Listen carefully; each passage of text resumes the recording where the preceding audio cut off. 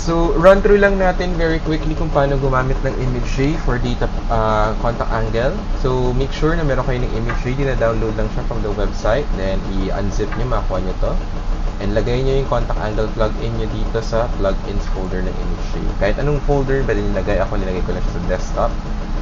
Then, buksan ko yung ImageJ. Then, I'll open a sample image. Itong sample image na to, itong bubuksan ko, ito yung binigay sa website, yung gumawa nung contact angle plugin. Okay?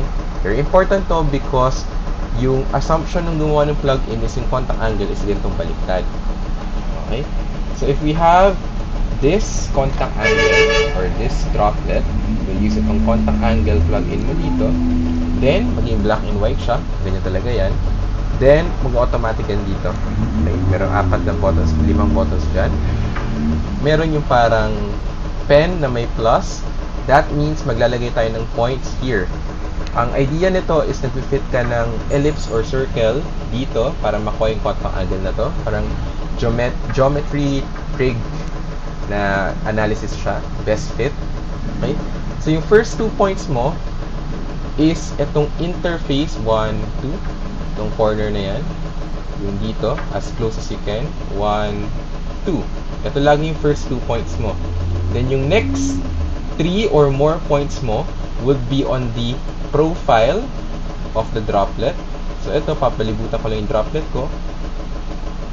More points, the better. But, ang minimum lang naman is 3. Redundancy lang ibang points mo. Then, ang gagawin natin, press natin to. We'll press this. Then, we'll click yung manual points procedure. Okay? Then, gagawa siya ng mga best fit na circle and ellipse na yan.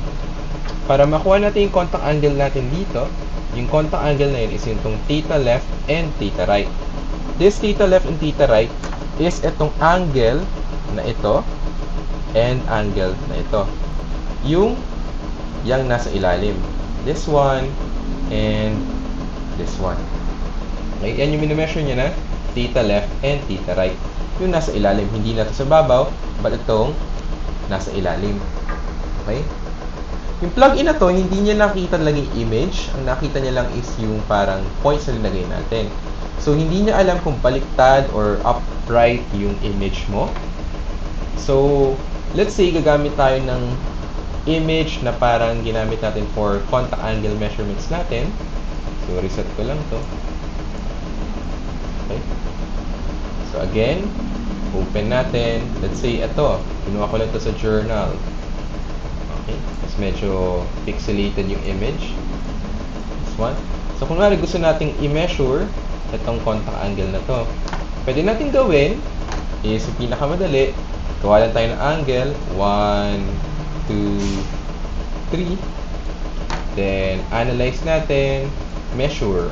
Okay. 107.8 daw siya.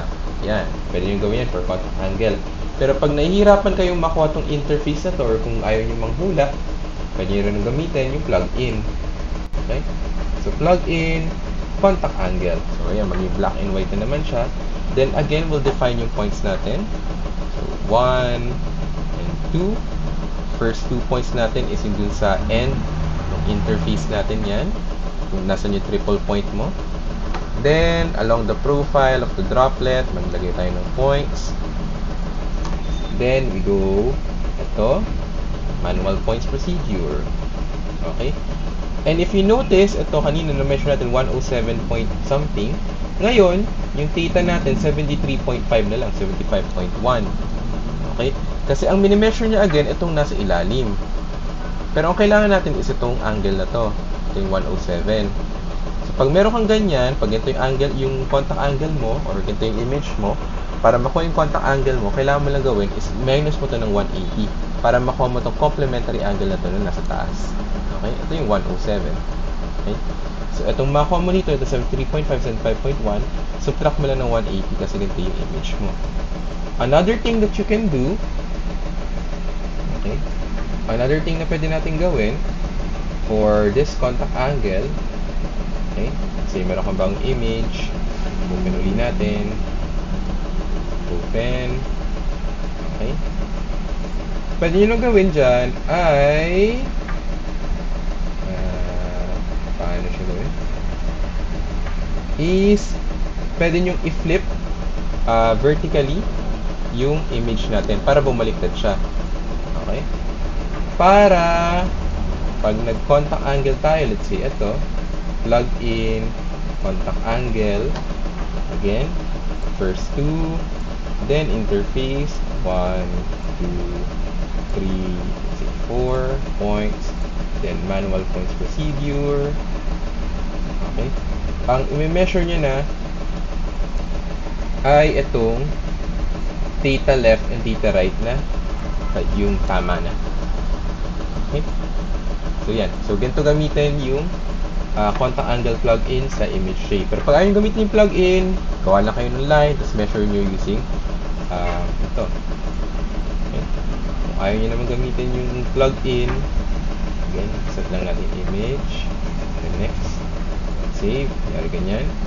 Pwedeng gamitin nyo is maglagay kayo ng angle, 1, 2, 3, then i-measure nyo using this one. Ilalabas na yung measurement dito, ayan, ganyan. Okay. So ganyan lang siya, dali lang naman. Then you do that for all of your images para makuha ng angle.